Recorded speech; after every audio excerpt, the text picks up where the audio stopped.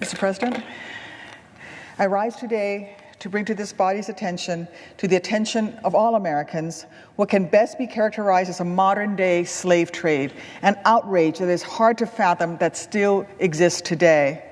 I was recently speaking to a group of pastors from my home state of Illinois who do wonderful work advocating on behalf of human rights and human dignity.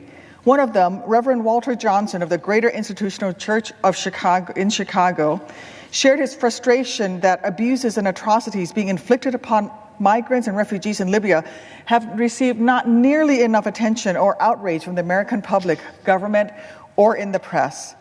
And I couldn't agree more. That's why I have come to the Senate floor today to speak on this alarming human rights crisis.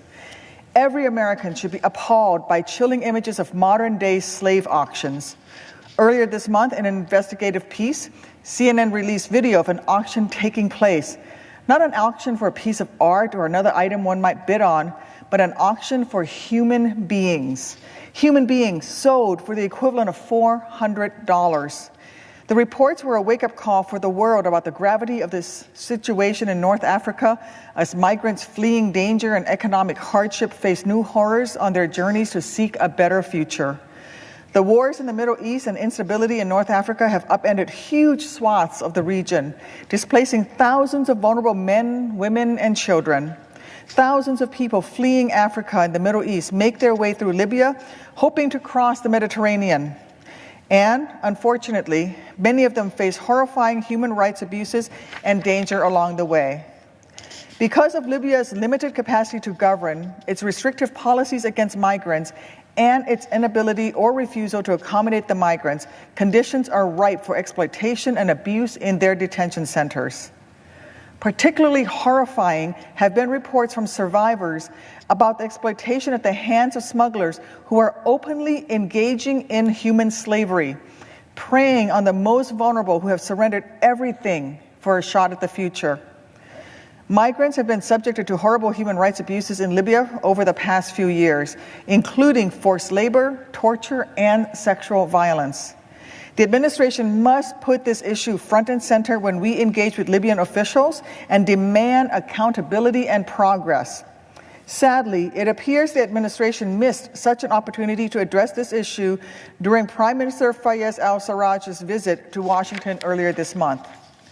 The United Nations-backed government of National Accord in Tripoli, however, has taken an important step in acknowledging these abuses and is requesting international support.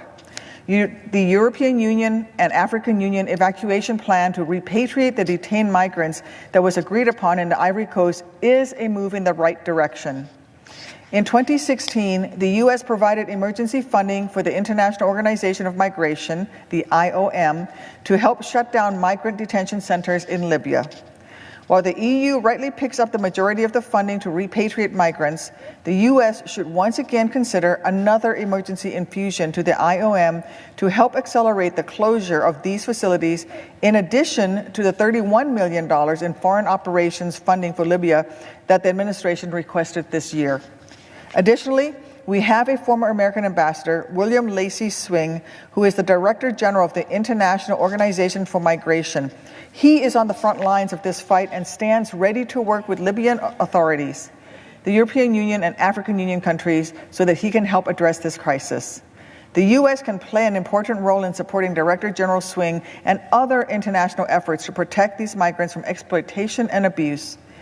Human rights are essential to the functioning and well-being of our global community, and that community is threatened when migrants fleeing persecution are forced into inhumane, exploitative conditions and slavery.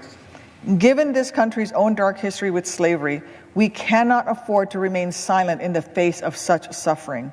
We must stand together with the help of the United Nations and our other international partners to eradicate slavery and the conditions that precipitate it. Thank you, and I yield back.